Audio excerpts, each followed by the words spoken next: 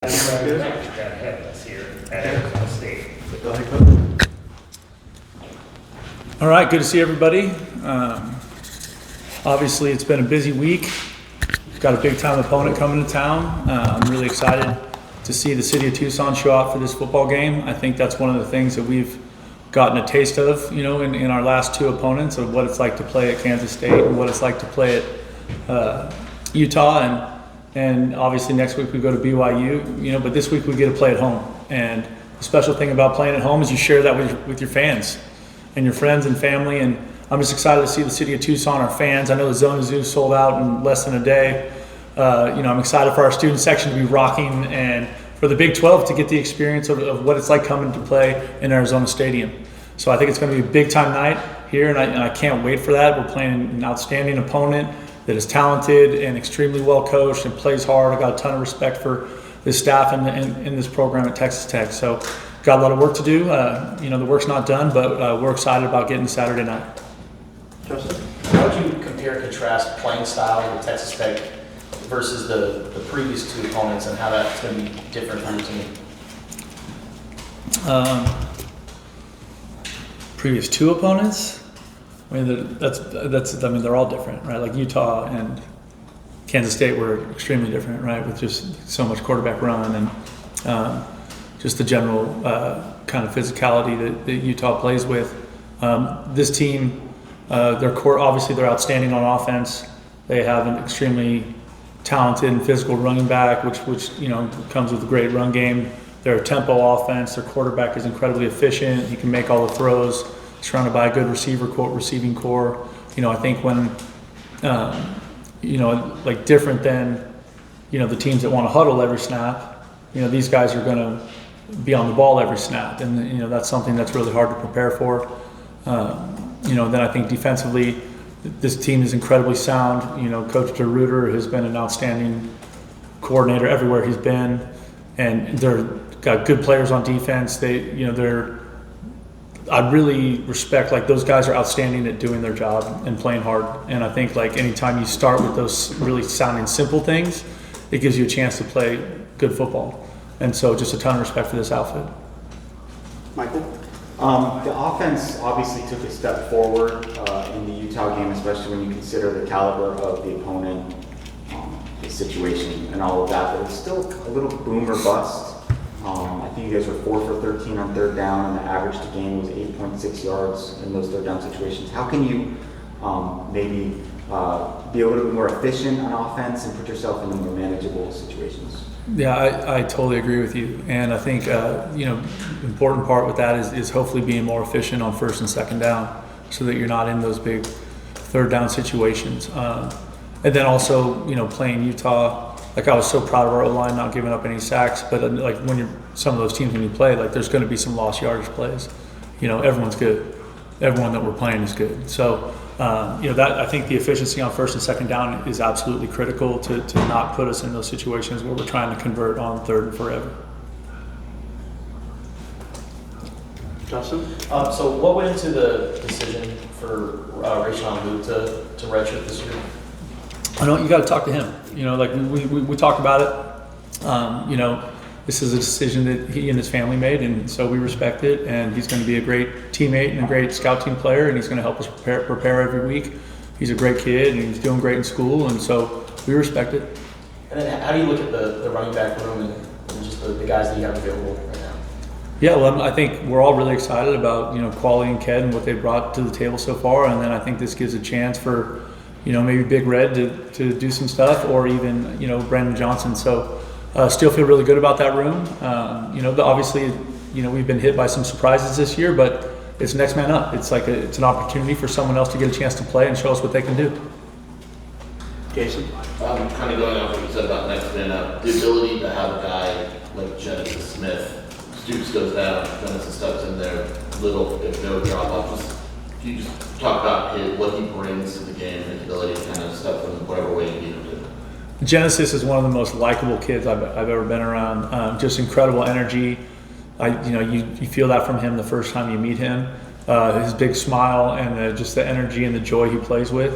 It's how he practices too. If you come out to practice, Genesis always looks like he's having more fun than everybody. But then I also think that speaks to the quality of the coaching he's getting from everybody that's involved in with our secondary. Dwayne Aquina, Brett Arcee, Chip Viney. I think everyone's contributing to that and his readiness to play. Michael? Chip said yesterday that it was a character win against Utah. Coach Baber said the day before that it was a big deal, like bigger than a typical win. How do you sustain that momentum and make sure that there's no kind of letdown or drop off? No, I think that's hard. I think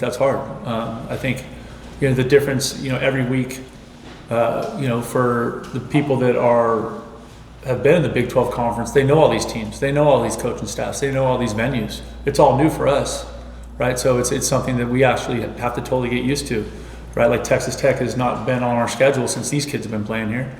You know what I mean? So it's a totally new opponent. And watching the film and seeing how good they are and making sure that we have a clear understanding of just how efficient they are in all three phases, like we need to bring our best game Saturday night. Justin? What do you think was the biggest improvement the defensive line made from the first 3 games to the last game? That's a good question. This is, I think, my 15th year working with Joe Ciamalo at 5 different schools, I think. And we've always done a great job of getting in the backfield. That's always been a real strong suit of his defensive lines, whether we were at Cal Poly or at Oregon State or San Jose State. So I have just a ton of faith in him. And I think, along with, him working with Coach Gonzalez and all those conversations about just how we're going to play up front, I think we've really, we're making progress. And those players continue to develop. There's a lot of guys that are playing that maybe haven't played a lot, outside of maybe Trey and Tai, right? And so those guys are getting, they're getting their sea legs a little bit, right? Like that's part of it. Some of those guys are playing their first college football. Jason? In games like these, when you face a Texas team or you face a team from Southern California, do you feel like these games have maybe higher recruiting implications, or is it just kind of, do you see like a direct correlation? I don't know. I don't think you think of it in those terms, really, outside of the fact that because we're playing in the Big 12 now and we're going to have games in Texas, where like those players and their families that we're recruiting can get to those games, where it's, that part of it, in terms of like how we play in that game is really more focused on how important that is for our football team and us right now. David?